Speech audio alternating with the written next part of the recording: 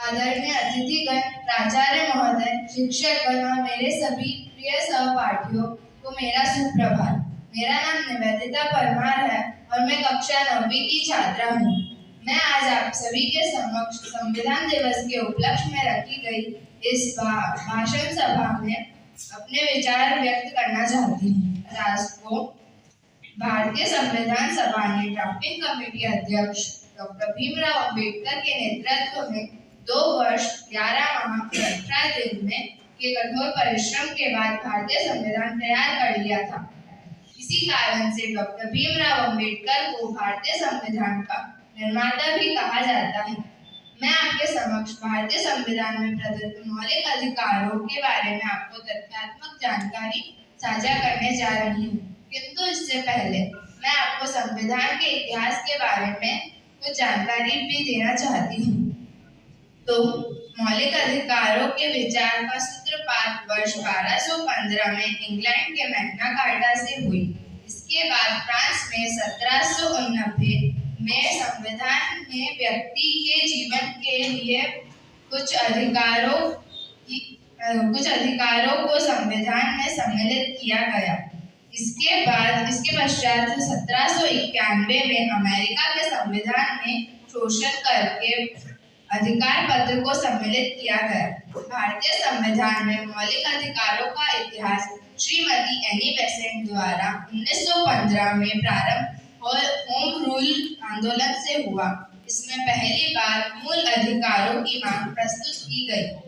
Cabinet mission द्वारा दिए गए सुझाव के आधार पर संविधान सभा ने सरदार वल्लभ भाई पटेल की अध्यक्षता में परामर्श समिति का संगठन किया। परामर्श समिति ने 27 फरवरी 1947 को 5 उप समितियों की नियुक्ति करी, जिनमें से की एक मूल अधिकारों की समिति थी।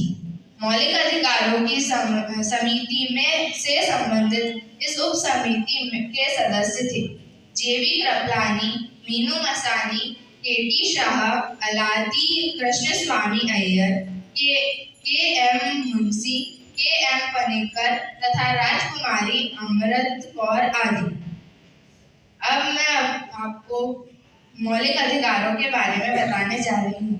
वे अधिकार जो व्यक्ति के जीवन एवं संपूर्ण विकास हेतु मौलिक एवं अनिवार्य होते हैं, होने के कारण संविधान द्वारा अपने नागरिकों को दिए जाते हैं और जिन अधिकारों में राज्य द्वारा कोई भी हस्तक्षेप नहीं किया जा सकता, उन्हें ही हम मौलिक अधिकार कहते हैं। अब प्रश्न यह उठता है कि व्यक्ति के इन अधिकारों को हम मौलिक अधिकार क्यों कहते हैं? ये अधिकार व्यक्ति के पूर्ण मौलिक, भौतिक, मानसिक और नैतिक विकास के लिए आवश्यक होते हैं। इनके अभाव में व्यक्तित्व का विकास अवरुद्ध हो जाएगा। इसलिए लोकतंत्रात्मक राज्य अपने प्रत्येक नागरिक को बिना किसी भेदभाव के इन अधिकारों को प्रदान करता है। अब मैं आपको 6 मौलिक अधिकारों के बारे में बताने जा रही हूँ। धार्मिक स्वतंत्रता का अधिकार, सांस्कृतिक और शैक्षिक अधिकार, संवैधानिक उपचारों का अधिकार, शोषण के विरुद्ध अधिकार जो है वो संविधान के अनुच्छेद 23 से 24 में शोषण विरुद्ध अधिकारों का वर्णन किया है। इसके तहत मानव तस्करी, बेगार और अन्य प्रकार की जबरन श्रम पर रोक लगाया है और इसका तात्पर्य कारखाना आदि में बच्चों से के रोजगार पर प्रतिबंध लगाना भी है। धार्मिक स्वतंत्रता का अधिकार, संविधान के अनुच्छेद 25 से 28 में धार्मिक स्वतंत्रता के अधिकारों का वर्णन है। राज्य का कोई आधिकारिक धर्म नहीं होता। प्रत्येक व्यक्ति को अपनी इच्छा के अनुसार अपने विश्वास का पालन करने और अपने धार्मिक और धर्मार्थ स्थानों की स्थापना करने की स्वतंत्रता होती है। सांस्कृतिक और शैक्षिक अधिकार, संविधान के अनुच्छेद 29 से 30 में सांस्कृतिक और शैक्षिक अधिकारों का वर्णन है।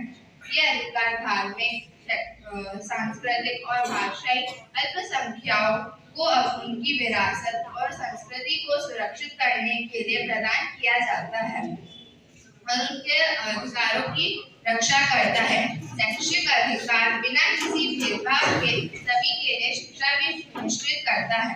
संवैधानिक उपचारों का अधिकार। संविधान के अनुच्छेद 32 से 35 में संवैधानिक उपचारों का वर्णन है।